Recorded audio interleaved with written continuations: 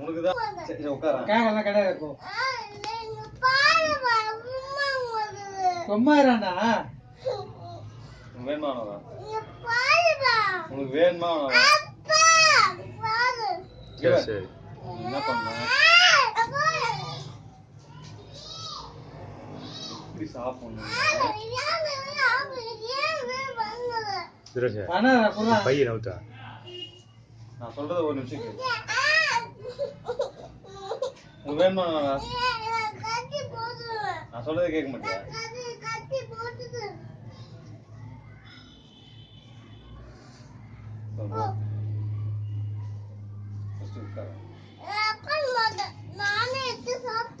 நீ உனக்கு தான் அது. என்னதுப்பா என்ன வாங்கி வந்துருக்கீங்க? என்ன பண்ண? Hey hey hey